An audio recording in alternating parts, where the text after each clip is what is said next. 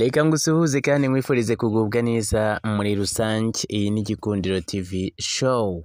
Mwese rero ndabasuhuje aho muherereye hose, yaba abari Kenya, aho za Australia, za Canada, za United Kingdom, aho mwese ndabasuhuje, ndetse n'abari ku mugabane w'Uburayi, aho mwese rero ndabasuhuje. Abari Congo nubwo bitameze neza mwese ndabasuhuje, abari za Tanzania, aho za Burundi ndabizi neza yuko mudukurikirana gatanu uku kandi.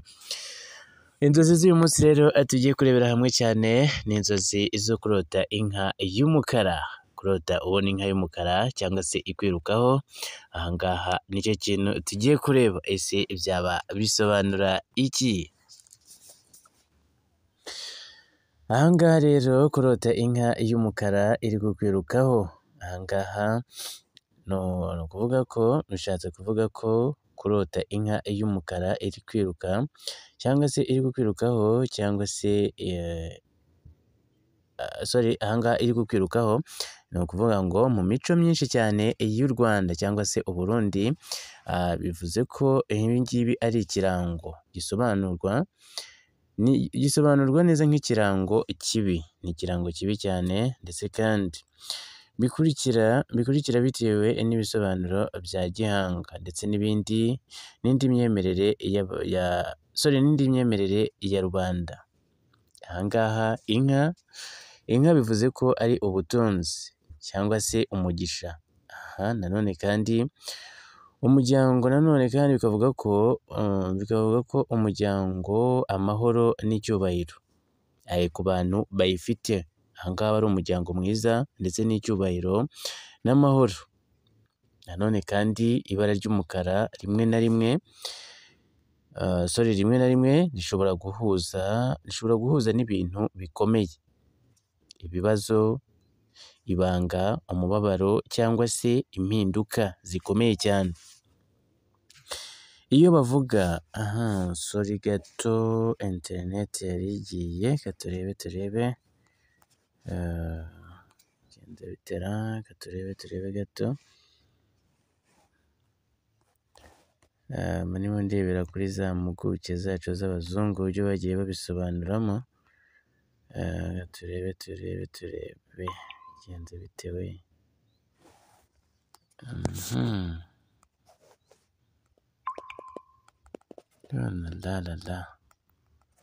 Si interineti bibaye iki kweli?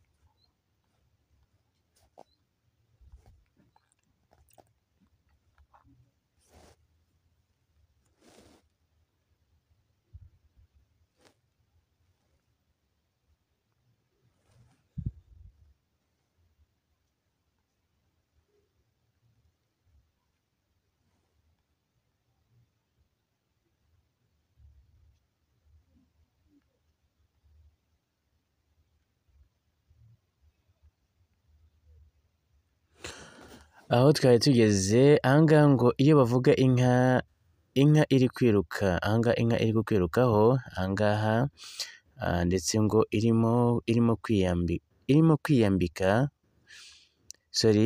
Ikinyarwanda kiba kigoye. Irimo kwiyambika cyangwa se kwitetenega, kwirukanka. Aha reka tuvuge mu magambo make cyane. Iyo bavuga inka iri kukwirukaho, ahangaha ni ukuvuga ngo iba iri kwirukanka, cyangwa se kuba ndetse hari ikiyifasheho, bamwe ndetse babihuza n'impinduka mu mibereho, cyangwa se harimo ibishobora ndetse ngo kuba ari hari ikibazo cyangwa se umutwaro. Ahangaha rero nanone kandi bikakwereka ko kuri iki kukwegereye aha ngaha nyine aba ari umutwaro uri kukwegera mu buzima ndetse no mu muryango. Bikanavugwa neza yuko ku kazi, mu rukundo, mu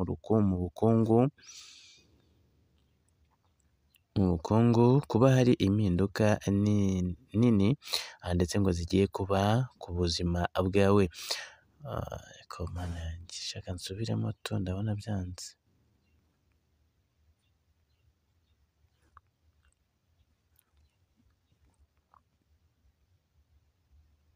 Hano ngo iyo bavuga inka irimo kwirukanka cyangwa se kuba hari icyifashijeho, aha ngaha bamwe babihuza n'impinduka mu mibereho ndetse ngo harimo ibishobora ndetse kuba hari ikibazo cyangwa se umutwaro ndetse umutwaro ukuremereye mu buzima, mu muryango ndetse ku kazi, mu rukundo ndetse no mu bukungu.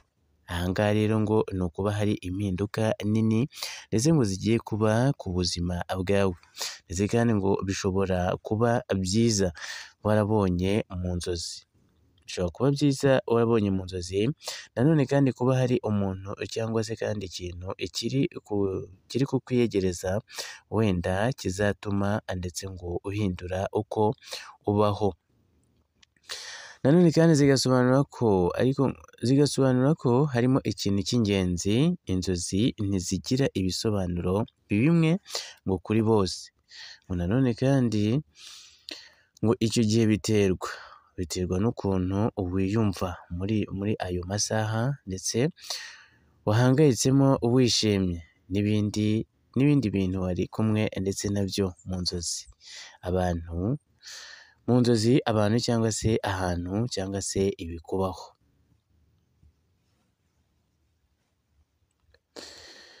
Gusa nanone kandi ngo niba wari wishimye mu nzozi, abantu benshi babifata nko kuba ndetse ngo hari umugisha mushya ndetse uje ngo gusa kandi